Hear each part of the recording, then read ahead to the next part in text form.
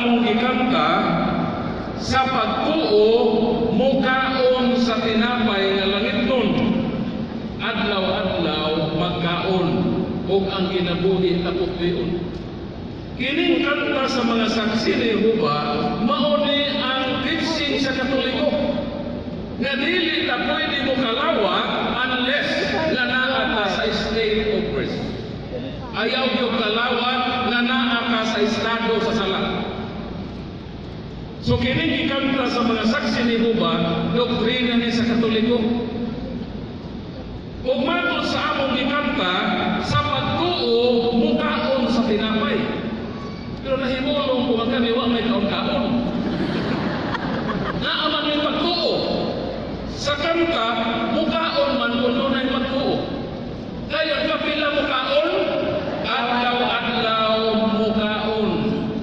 Nahibuong ko nga sa isa ka tuig, ka isa ramang may mag-celebrate, wak magigkaon. Maunang in my biblical studies, ang usa sa akong gistudyuhan, mao ang topic about sa Holy Eucharist. Ipakaon magyud ni Kristo, Juan Kapitulo 6, versikulo 51. Unsa may giingon sa atong Ginoo? I am the living bread that came down from heaven. Anyone who eats this bread will have everlasting life. Malakpagan nato.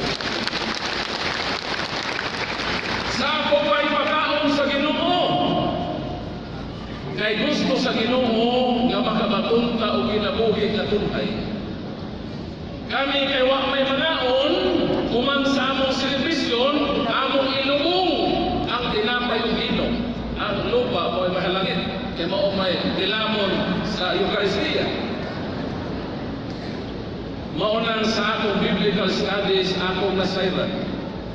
Nga kining among gikanta sa saksi ni Jehovah, nga adlaw-adlaw mukaon, ang katinuuran niini, ania sa atong simbahan na Katoliko, kaya atong simbahan na Katoliko, magatunay, adlaw-adlaw, kasanto sa misa. Kapitang mga Katoliko, magkalawat kita, kung sa kining simbahan na Katoliko, o kining simbahan na adunay kinabuhi na dayon, kaya naa ang santo sa Eucharistia.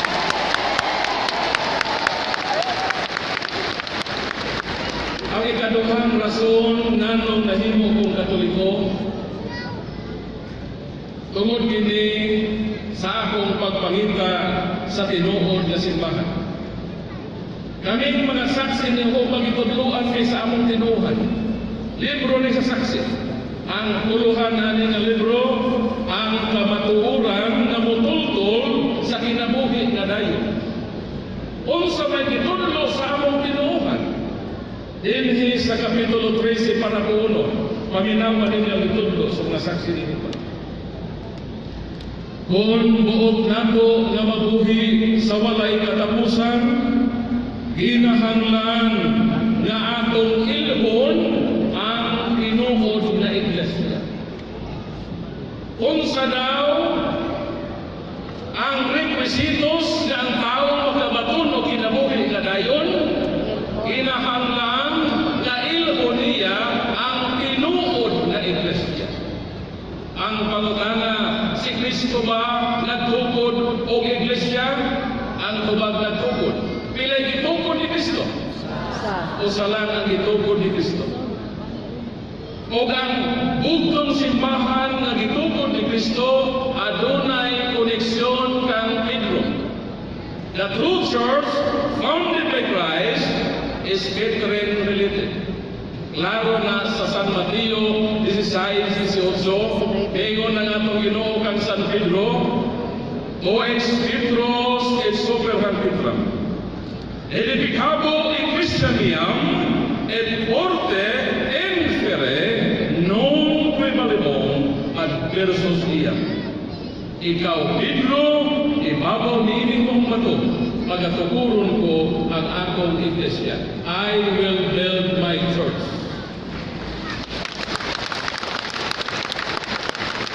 Wala ko ingon na atong Ginoo nga I will build my churches.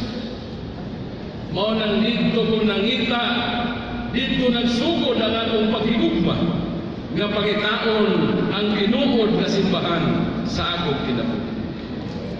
Mao nga proceed ako sa pag-estudyo of religion history. O sa history, klaro ang giingon sa dokumento sa Grolier Universal Encyclopedia, Volume 5, page 106. Catholic Church, the Divine Society, founded by Jesus and endowed with the pouring of the Holy Ghost on the day of the Pentecost. Palakpakan. Sa ato pa ang simbahan ng Katoliko, mao ang nagadawas sa pag-unsad sa Espiritu Santo o hinungdan nga ni ang karon aron ni sinato ang paghinungko sa atong simbahan.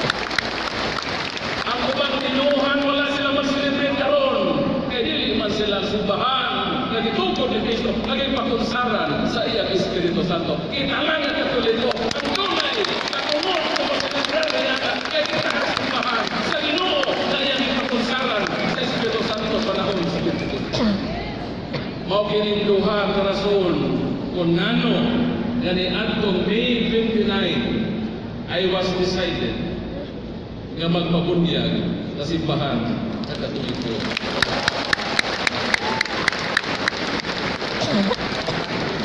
So now that I am in the true Church of Christ, I committed myself to serve Christ in this church through the Oasis of Love community. It is by Tatay Lugo.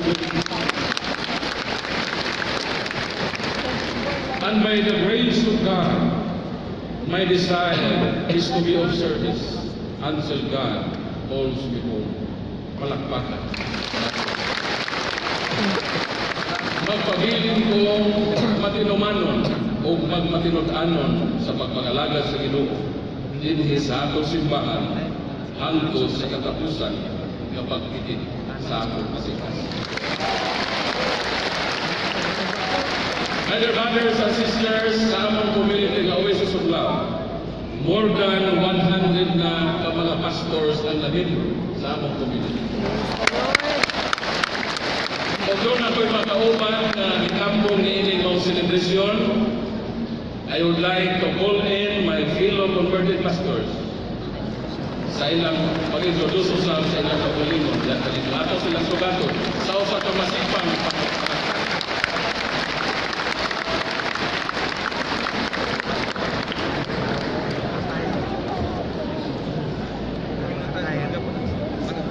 May hapon sa mga pinalagang anak sa Ginoo. I'm Brother Sunny Hagos. Mga 30 katuig akong protestante.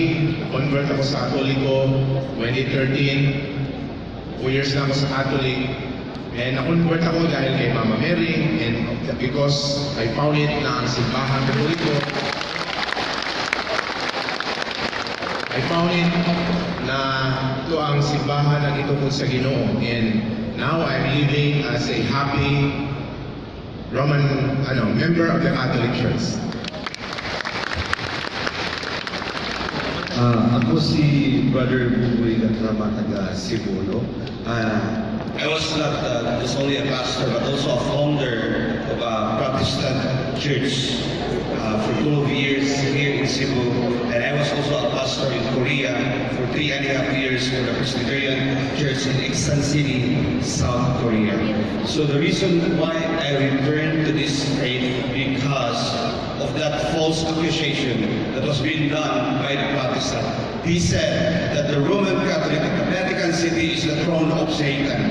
But the Bible tells us in Revelation chapter 2, 12, 13, it was not the Vatican City. Kung sa gisulti, alam sa mga anghel na naa sa Pergamos, na mao ang lingkuranan sa yawa, pamina mo. Ang lingkuranan sa yawa, Pergamos, dili Vatican. Kung tanaw mo ang Google search or ang libro sa kasaysayan sa kinabuhi nato, liligtana, makita nimo nga ang Pergamos, it was Turkey. So it was a false accusation against us. That's the reason why.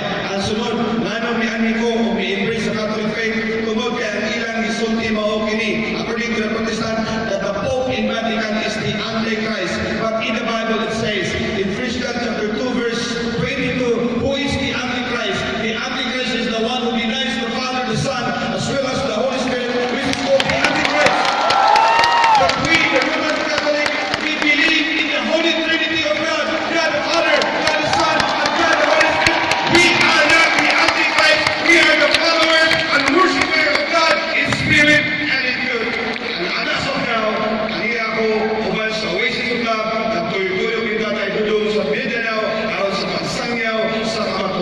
atong dayon o pagpaka na to ang atong mga